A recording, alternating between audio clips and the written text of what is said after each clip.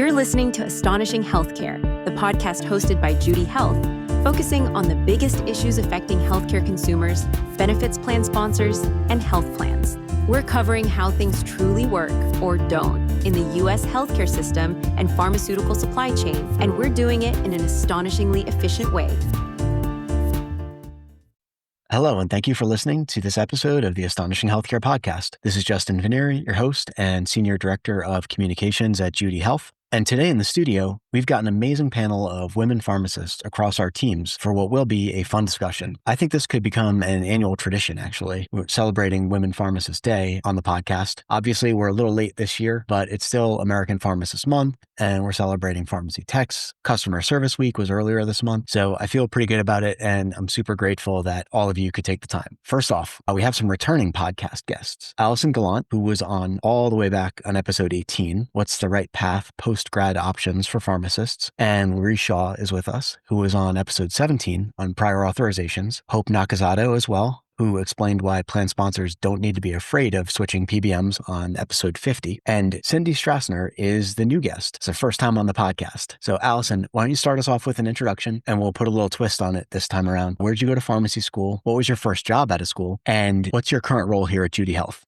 Thanks, Justin. Thanks for inviting me back on the podcast. I went to pharmacy school at the University of Pittsburgh. My first job out of school was right here at CapRx. Oh, no way. I joined the team as a pharmacy resident. So I did a year of post-grad training at the company. And my current role is with the client services team, working with commercial clients as a senior strategic account executive. You were the first of all the pharmacy residents in the program, right? Yep, come a long way. I think we're on our fifth season now. Oh, okay. Cindy, welcome to the show. Same questions to you. Tell us a bit about your background, where you went to pharmacy school, and your role here. So excited to be here, Justin. Thank you for having me. I went to pharmacy school at the University of Colorado, which is located here in beautiful Denver, Colorado. And my first job was actually retail at King Soopers, which is a Kroger affiliate. And I have been now at Capital RX just shy of 5 years. My current role is customer success pharmacist, and that's working with our product team on our prior authorization tool, which we call PAT. Lorece, you're up next. Same questions to you, please. Hi, everyone. Thanks for having me back, Justin. My name is Lorece Shaw. I am the Senior Director of our Prior Authorization and Clinical Care teams. I lead a very large team of over 100 pharmacists and technicians who assist with everything from PA requests to member provider inquiries. I got my start in pharmacy school in independent pharmacy. I graduated from Texas Southern University and really thought I was going to build a career in compounding. Then I transitioned into the PBM space. And I've been fortunate, like Cindy, to have been at CapRx for 5 years. I actually just hit my anniversary in October. So super exciting. I was here when Judy adjudicated its very first claim. So I've seen the organization grow to where it is today and super excited about where we're going next. Amazing. Lots of 5-year anniversaries. This is kind of funny. October. Hope, last but not least, thanks for hanging on there. Thanks, Justin. And thanks so much for having me back on the podcast. Hi, everyone. Hope Nakazato. I actually went to pharmacy school, University of Pittsburgh as well. So fellow Pitt grad, Allison, didn't know that, but you learn something new every day. So hail to Pitt. First job out of pharmacy school was Walgreens Pharmacy in Tucson, Arizona. Come a long way since then. And now my current role is VP of National Business Development here at Judy Health, and basically just jack of all trades, but primarily working with growing the business and teaching new plan sponsors about the pharmacy benefits world. So for this episode, again, American Pharmacist Month, Women Pharmacist Day, maybe we'll just start off with Hope. We'll stick with you. What does Women Pharmacist Day mean to you? So for me, Women Pharmacist Day means an important reflection point where we can recognize where we are, how far we've come, and how far we still have to go. So I think it's just really about celebrating our colleagues, celebrating the fact that we get to be a part of the patient journey and making the healthcare journey better for all of our patients. And at the end of every claim that we adjudicate is a patient. So I think we all like to help people. Just to piggyback off of that a little bit, all the people that did come before us, but they have helped this profession grow into this diverse field of opportunities we see today, and also recognizing and supporting those currently in the field that continue to push our profession forward into different avenues, recognizing that we have unique skills as women pharmacists that we can bring to a role, whether that's in a standard pharmacy role or something completely non-traditional. And how have women leaders helped mentor you in your career? And how do you try to pay it forward today to build on what Hope was saying? Allison, you want to take that to start? Yeah, absolutely. So I've been really fortunate to have a lot of strong women leaders early in my career who believed in me and challenged me and really helped me see my potential. It's really been their mentorship that taught me the importance of advocacy, being authentic to yourself, and also lifting others as you grow and climb. I mentioned my first year in my career was here at Judy Health as a resident and working with preceptors like Lorece and working with Cindy at that time as well. So I was really lucky to have that experience to learn from them. They're pharmacists who are not only passionate about the profession and what they do, but also very passionate about teaching and mentoring. And today, I actually feel really lucky to have the opportunity to pay it forward by serving as the client services preceptor for those residents who come through that same residency program that I did years ago. So it's kind of a full circle moment for me and something that's been really rewarding to be a part of.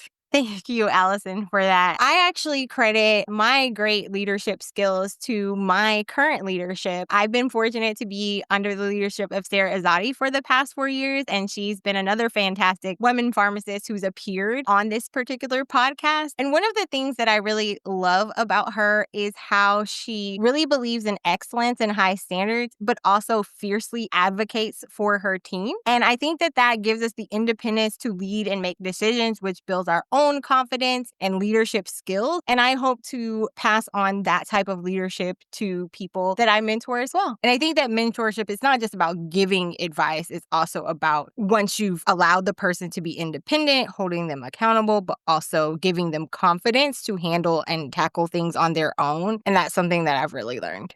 And what would you recommend to other aspiring women leaders? What action can you take to prepare for future success and career growth? Is there anything special you do to prep for interviews or something else you can share? Allison, want to start off there? This is my little advice that I always tell myself and anyone else who asks me for advice. It's that I'm not going to be the one to tell myself no. I think there's plenty of other people that are going to do that for you in your career. So don't be the person that limits yourself if there's opportunities that you want to go for. If you don't feel 100% ready or you don't have the exact experience that, they're looking for, you can still put yourself in that position and go for it. I think that's kind of the mindset I try to have as women. Sometimes we like to be fully ready for things before we throw our name into the hat. So that's my bit of advice I try to follow. Yeah, I think just anytime anyone wants to move forward in any type of leadership role, first thing they need to remember is there is a difference between managing people and leading people. The soft skills of communication, learning how to interact with all the different types of individuals are very important in becoming the good leader, as is leading by example. Every day in your day-to-day work life, your strengths are always going to show, but it's the continuing to learn and grow in those areas where you may not be as strong that really is a good example of what a leader is.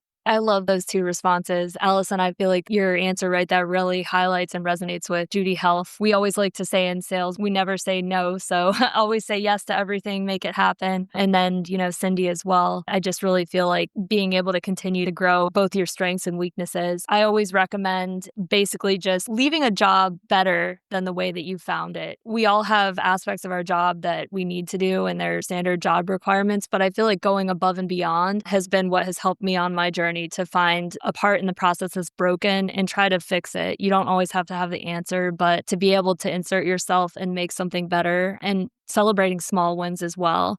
I think those things are always really impactful moving into the future.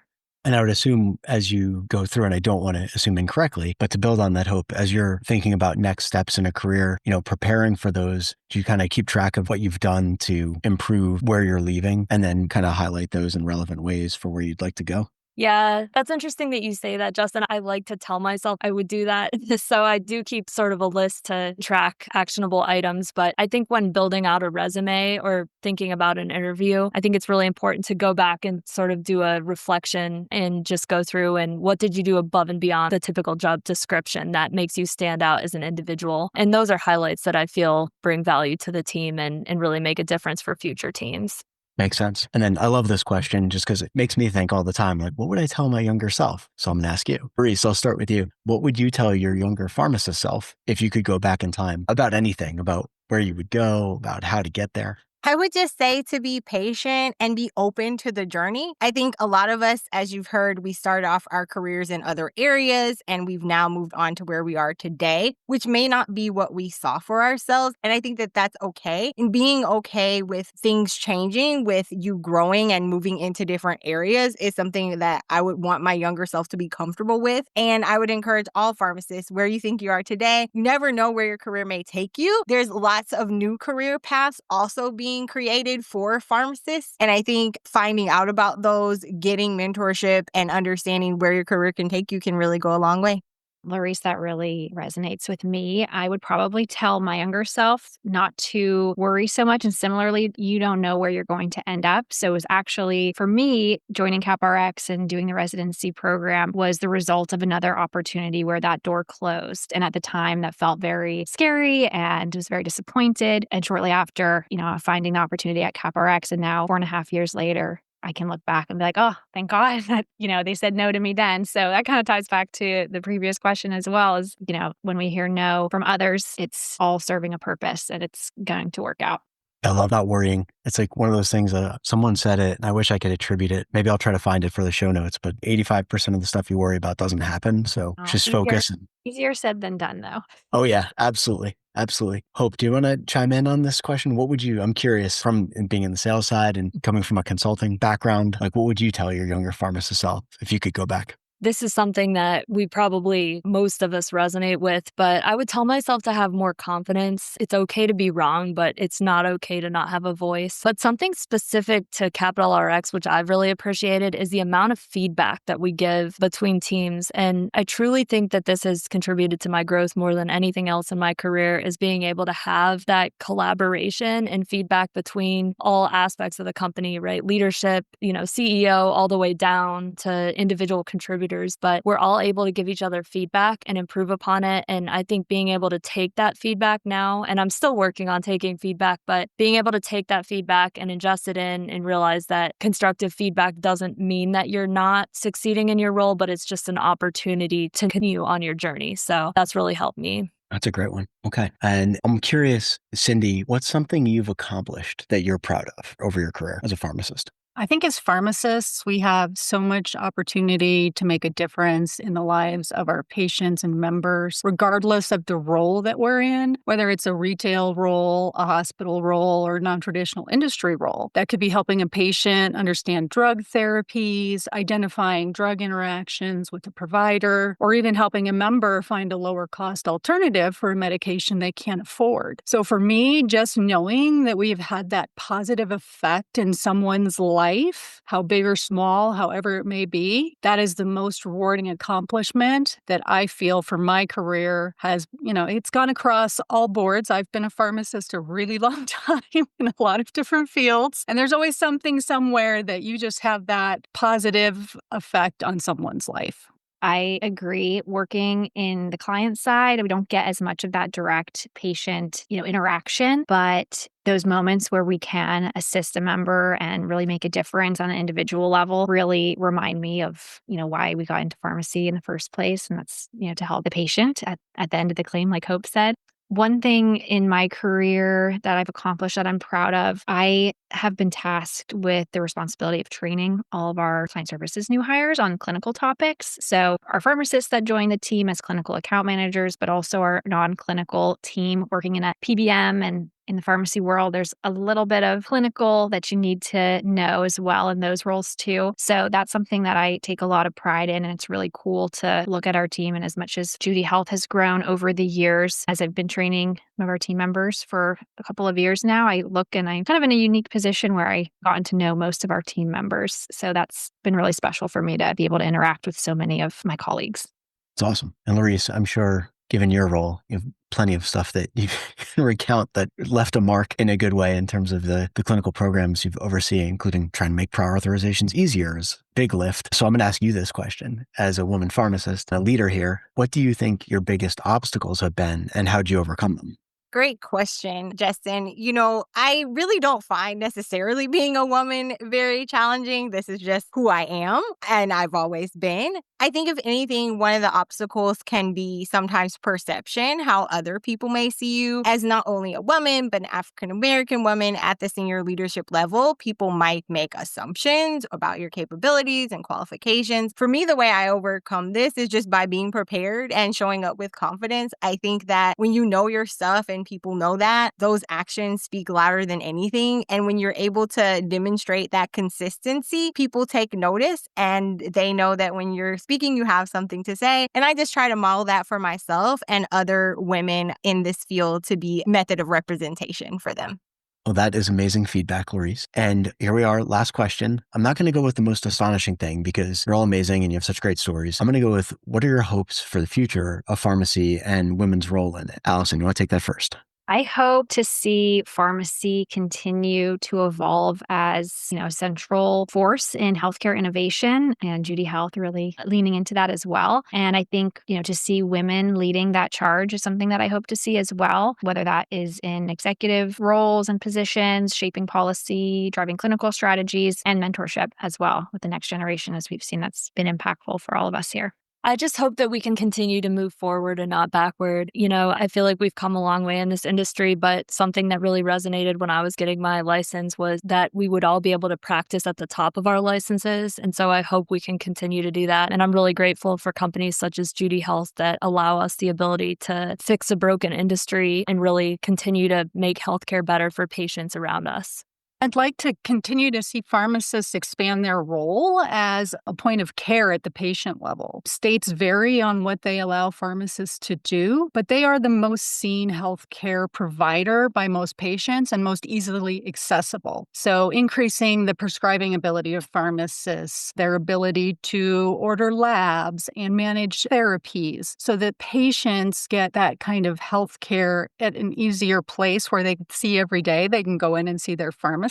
And I think here at Judy Health, hopefully we can incorporate some of that with being able to allow these pharmacists to bill for that care as we grow and help grow that part of the field.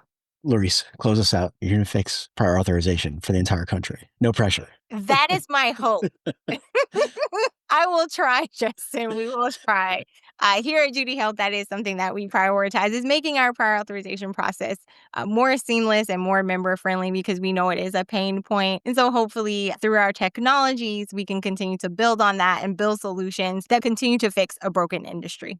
Awesome. Well, thank you all so much for joining me for this celebration episode of the Astonishing Healthcare Podcast. And I look forward to continuing this journey with y'all and hopefully have you back on next year. Have a great rest of your day. Thank you, Justin. Thank you. Thank you for listening to Astonishing Healthcare. Head over to judy.health and visit the Insights section for show notes and other relevant content. If you like this episode, be sure to subscribe so you don't miss the next one. And definitely share the link to this show with your network. Have a great rest of your day.